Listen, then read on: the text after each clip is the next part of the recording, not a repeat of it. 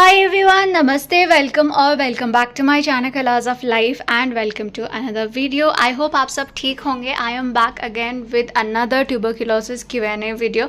बहुत सारे questions हो गए थे comments में and कुछ दिन से मेरी video नहीं आ रही थी क्योंकि मेरा फ़ोन ख़राब था, मेरी health भी अच्छी नहीं थी, बहुत सारी चीज़ें हो रही थी.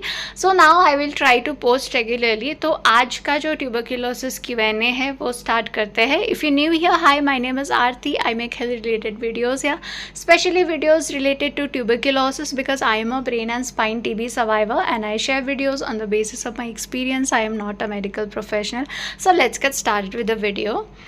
मैं कोशिश करती हूँ कि Q&A जो है एक पॉजिटिव मैसेज के साथ स्टार्ट हो. तो यहाँ पे एक कमेंट आया है, your videos are so motivational dear, God bless you, thank you so much. I am glad to know कि मैंने आपको मोटिवेट किया. मेरा ये चैनल बनाने का, टीबी के ऊपर वीडियोस पोस्ट करने का, अपनी जर्नी शेयर करने का मेरा मेन जो एम है वो यही है कि जो लोग डीमोटिवेट हो रहे हैं उनको मोटिवेशन मिले, लोगों को टीबी के ऊपर इन्फॉर्मेशन मिले. So thank you so much for this message. और अब हम क्वेश्चंस देखते हैं. ओके, सो फर्स्ट क्वेश्चन में काफ़ी लंबा मैसेज है लेकिन इसमें से इम्पॉर्टेंट क्या है वो मैं पढ़ती हूँ. तो ये इम्पॉर्टेंट चीज़ जो है वो चल नहीं पाते और कभी कभी भूल के बेड पे टॉयलेट कर देते हैं, कुछ कुछ बातें भूल जाते हैं. क्या ये आपके साथ भी होता है और क्या उनका माइंड पहले जैसा हो जाएगा? प्लीज़ रिप्लाई, क्योंकि बहुत चैनल्स पे पूछा बट रिप्लाई नहीं आया. ओके, तो ब्रेन टीबी पेशेंट है जिनको चलने में प्रॉब्लम है और भूलने की प्रॉब्लम है. तो यस, ब्रेन टीबी पेशेंट्स में जो है मेमोरी की प्रॉब्लम होती है. मुझे भी चलने की प्रॉब्लम थी. 6 मंथ्स बाद से मैं अपने पैरों पे चलने लगी थी और जो मेमोरी की प्रॉब्लम है वो तो मुझे बहुत ज़्यादा थी स्टार्टिंग में. स्टार्टिंग के 6 मंथ्स मुझे मेमोरी की प्रॉब्लम बहुत ज़्यादा थी. उसके बाद में धीरे धीरे ठीक हुआ, लेकिन अभी भी मेरा मेमोरी जो है उसमें प्रॉब्लम है. मैं बहुत सारी चीज़ें भूल जाती हूँ, लेकिन ये जो है धीरे धीरे ठीक होता है, एकदम से ठीक नहीं होता है. तो इसके लिए टाइम लगता है. और ये जो मेमोरी की प्रॉब्लम है, जो भूलने की प्रॉब्लम है, ये ब्रेन टीबी में होता है. मुझे ही नहीं, सिर्फ आपके पेशेंट को नहीं, बहुत सारे पेशेंट्स को होता है. तो ये धीरे धीरे इम्प्रूव होगा, ऐसे एक दिन में नहीं होगा. तो यस, ये प्रॉब्लम होता है. नेक्स्ट क्वेश्चन बहुत कॉमन क्वेश्चन है. दी, मुझे इंटेस्टाइन टीबी है, इसमें क्या पीरियड्स आना बंद हो जाते हैं? तो टीबी के जो टैबलेट्स है, 1-2 टैबलेट्स आपके पीरियड्स को अफेक्ट करते हैं, आपके मेंस्ट्रुअल हेल्थ को अफेक्ट करते हैं, जिसकी वजह से किसी किसी को 2-3 महीने तक पीरियड्स नहीं आते हैं, किसी किसी को इरेगुलर पीरियड्स होता है. पीरियड से रिलेटेड और भी प्रॉब्लम्स हो सकती है. तो येस, टीबी ट्रीटमेंट के टाइम में आपको पीरियड से रिलेटेड प्रॉब्लम्स हो सकती है. अगर ज़्यादा प्रॉब्लम है तो आपको गायनेकोलॉजिस्ट को दिखाना चाहिए. इसके बारे में आप मेरे चैनल पे एक वीडियो देख सकते हैं, पीरियड प्रॉब्लम्स ड्यूरिंग ट्यूबरक्यूलोसिस करके मैंने वीडियो बनाई है, तो आप वो वीडियो भी देख सकते हैं. नेक्स्ट क्वेश्चन है, ब्लड की कमी में दूध या दूध से बनी चीज़ें नहीं खानी चाहिए क्या? यस, ब्लड की कमी है, आपको एनीमिया है, तो आपको मिल्क और मिल्क प्रोडक्ट्स अवॉइड करना चाहिए.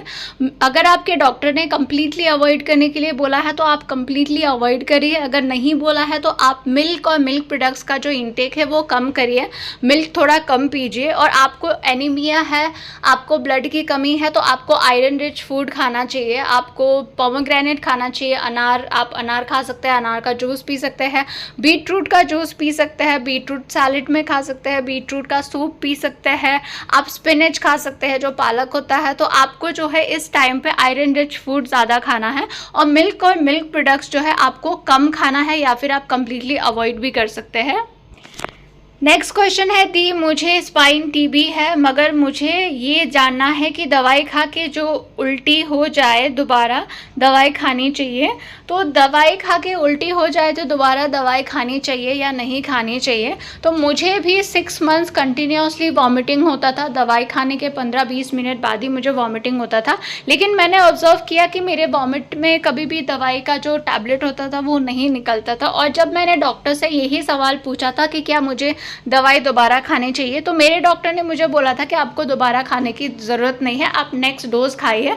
तो आपको भी शायद दोबारा खाने की ज़रूरत नहीं है, लेकिन अगर आप जब वॉमिट करते हो तो उसमें अगर आपका टैबलेट निकल रहा है या फिर जैसे ही आप टैबलेट खा रहे हो वैसे ही आपको वॉमिटिंग हो रहा है, तो आप अपने डॉक्टर से पूछ सकते हैं एक बार, क्योंकि मैं ये नहीं बता सकती कि आपको दोबारा दवाई खानी चाहिए या नहीं खानी चाहिए. ये चीज़ सिर्फ एक डॉक्टर बता सकता है. तो अगर आपको दवाई खाने के तुरंत बाद में वॉमिट हो रहा है, आपका टैबलेट निकल रहा है, तो आप डॉक्टर से पूछ के दोबारा दवाई ले सकते हैं.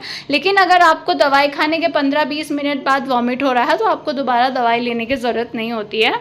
नेक्स्ट क्वेश्चन है, are you facing urinary incontinence now after myelitis? क्या आपको माइलाइटिस होने के बाद यूरिन में प्रॉब्लम्स होता है? येस ऑफ कोर्स, माइलाइटिस के पेशेंट्स को यूरिन प्रॉब्लम्स बहुत ज़्यादा होता है, यूरिन होल्ड नहीं होता है, फ्रीक्वेंट यूरिनेशन होता है, कफ करते टाइम, स्नीज करते टाइम, वॉमिट करते टाइम भी यूरिन पास हो जाता है खुद से ही।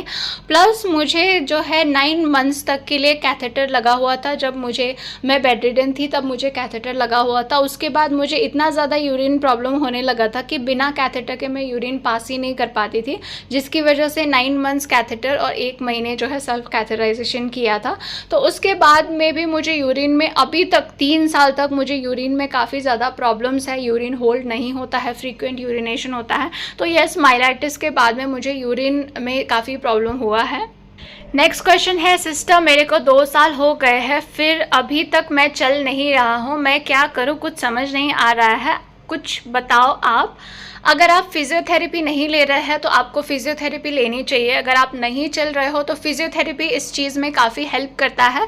अगर आप किसी के सपोर्ट के साथ बेड से खड़े हो सकते हो या फिर आप वॉकर से चल सकते हो तो आप जो कर रहे हो उसको आपको कंटिन्यू करना है, आपको गिव अप नहीं करना है, आपको ट्राई करते रहना है। क्योंकि कोई कोई पेशेंट जो है 3-4 लोग उनको बेड से उठा के थोड़ा सा 1-2 स्टेप चला सकते हैं, या फिर कोई कोई पेशेंट वॉकर के साथ चलते हैं। तो आपकी कंडीशन क्या है वो मुझे क्लियरली नहीं पता है, लेकिन अगर आप थोड़ी सी कोशिश कर रहे हैं, आप बेड से खड़े हो पा रहे हैं या फिर वॉकर के साथ चल पा रहे हैं, खड़े हो पा रहे हैं, तो वो आप कंटिन्यू रखिए। साथ ही साथ अगर आपके लिए पॉसिबल हो रेगुलर फिजियोथेरेपी लेना तो आप फिजियोथेरेपी ले सकते हैं। नेक्स्ट क्वेश्चन है, मेरे ट्रीटमेंट शुरू होके 1.5 मंथ हो गया लेकिन 1 kg ही वेट बढ़ा है, तो वेट बढ़ाने के लिए क्या करना चाहिए? ट्रीटमेंट के स्टार्ट होने के 1 महीने बाद ही आपका 1 kg वेट बढ़ा है, तो ये बहुत अच्छी बात है। क्योंकि मेरा वेट बढ़ा था 6 महीने के बाद में, ट्रीटमेंट स्टार्ट होने के 6 महीने तक मेरा बिल्कुल भी वेट नहीं बढ़ा था, उसके बाद में मेरा वेट बढ़ना स्टार्ट हुआ था। और बहुत सारे ऐसे पेशेंट्स हैं जिनका 4-5 महीने के बाद ही वेट बढ़ता है, तो स्टार्टिंग में ही आपका 1 kg वेट बढ़ा है वो बहुत अच्छा साइन है। दूसरी चीज़, ऐसा नहीं होता है कि आपने ट्रीटमेंट शुरू कर दिया, आप मेडिसिन लेने लग गए और आपका वेट बहुत जल्दी बढ़ेगा, ऐसा नहीं होता है। वेट जो है धीरे धीरे ही बढ़ता है, किसी किसी को 3-4 महीने बाद से बढ़ना स्टार्ट होता है। तो जो आप डाइट ले रहे हैं वो रेगुलर अच्छा डाइट लीजिए, घर का खाना खाइए, हेल्दी खाना खाइए। और आप मेरी वीडियो देख सकते हैं, वेट गेन ड्यूरिंग ट्यूबरक्लोसिस करके एक वीडियो है, आप वो वीडियो देख सकते हैं। और वेट गेन 2-3 महीने में 5-6 kg वेट गेन हो ऐसा नहीं होता है, वेट गेन धीरे धीरे ही होता है। Next question is also related to weight gain. I am 35 kg, मेरा वेट गेन नहीं हो रहा है, and if my weight doesn't increase in 2 months of treatment then will I have to take medicine for more time, please tell me, I am so scared. अगर आपका TB treatment के starting में 35 kg wait है तो आपको इतना डरने की ज़रूरत नहीं है, because when I got diagnose with brain and spine TB मेरा वेट जो है वो 37 kg था, सिर्फ 2 kg ज़्यादा था, 37 kg था। और मेरा वेट 3-4 महीने तक बिल्कुल नहीं बढ़ा था। 4-5 महीने बाद मेरा वेट बहुत धीरे धीरे बढ़ के 1.5 साल के अंदर मेरा 10 kgs 9 to 10 kg मेरा वेट गेन हो गया था, और उसके बाद मेरा वेट गेन नहीं हुआ। उस टाइम मैं 37 थी, आज मैं 48 हूँ। तो आपको अगर ट्रीटमेंट के स्टार्टिंग है तो इतना डरने की बात नहीं है, आपको बस हेल्दी खाना खाना है, होम फूड खाना है। और आप मेरा वीडियो देख सकते हैं वेट गेन ड्यूरिंग ट्यूबरक्लोसिस, वहाँ पे वो फूड आइटम्स मैंने शेयर किया है जो मैं खाती थी अपने ट्रीटमेंट के टाइम में और जिन्होंने मुझे हेल्प किया है वेट गेन करने के लिए। तो आपको अपने डाइट में प्रोटीन ज़्यादा करना है। अगर आप नॉन वेजिटेरियन है तो आप एग वगैरह खा सकते हैं, या फिर आप वो वीडियो देख के उसमें फॉलो कर सकते हैं। और दूसरी जो क्वेश्चन है, will I have to take more medicines, तो अगर आपका 6 महीने का ट्रीटमेंट है और आपको डॉक्टर बोलते हैं कि 2 महीने और लेना है, तो उसके बहुत सारे रीजंस हो सकते हैं, not only wait.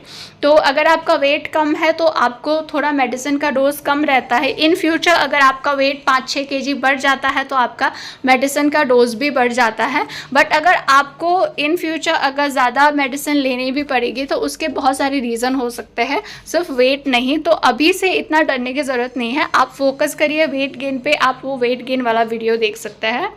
Next question है, मुझे फीवर आ रहा है अभी, वैसे 1 मंथ हो गया क्योंकि मैं स्टडी कर रही हूँ 10 आवर्स, तो क्या करना चाहिए? मेडिसिन लेना होगा। अगर आप टीबी पेशेंट है, आपको डेली फीवर आ रहा है, हाई फीवर आ रहा है, तो आपको अपने डॉक्टर को बताना चाहिए। टीबी के ट्रीटमेंट के टाइम में फीवर आता है पेशेंट्स को, उसके लिए डॉक्टर जो फीवर की मेडिसिन होता है वो देते हैं, तो आप डॉक्टर से पूछ के फीवर के मेडिसिन ले सकते हैं। और आप टीबी के ट्रीटमेंट के टाइम में भी आप इतना स्टडी कर रहे हैं, ये बहुत अच्छी बात है, लेकिन आपको साथ ही साथ स्लीप भी अच्छा लेना है। तो if you are studying for 10 hours, तो आपको एटलीस्ट 8 से 9 घंटे की स्लीप लेनी पड़ेगी अगर आप ट्रीटमेंट के स्टार्टिंग में है तो इस बात का भी ध्यान रखिए कि आप स्लीप अच्छे से लें। सो लास्ट क्वेश्चन है, can I take banana shake? Yes, आप बनाना शेक पी सकते हैं। बनाना बहुत अच्छा है टीबी पेशेंट्स के लिए। बनाना शेक वेट गेन के लिए भी अच्छा है। अगर आप बनाना शेक में डेट्स, पीनट बटर ऐड करके, बनाना, डेट्स, पीनट बटर और मिल्क ऐड करके मिल्क शेक बना के पीते हैं, तो वो वेट गेन के लिए भी काफ़ी अच्छा है। लेकिन अगर आपको लंग्स की टीबी है और आपको कफिंग बहुत ज़्यादा होती है, बहुत ज़्यादा आपको कफिंग होती है, आपको थोड़ा ठंडी लगता है, सर्दी लगता है, तो उस टाइम आपको बनाना थोड़ा अवॉइड करना चाहिए। बाकी आप बनाना शेक पी सकते हैं। बनाना शेक जो है, बनाना बहुत अच्छा है हेल्थ के लिए। सो फ्रेंड्स, आज के इतने ही क्वेश्चंस थे। I hope you guys find this helpful. अगर आप लोगों को ये वीडियो अच्छा लगा हो और आपको टीबी से रिलेटेड या फिर हेल्थ रिलेटेड वीडियोज़ देखना है, तो मेरे चैनल कलर्स ऑफ लाइफ को सब्सक्राइब करिए। Thank you so much for watching. Bye bye.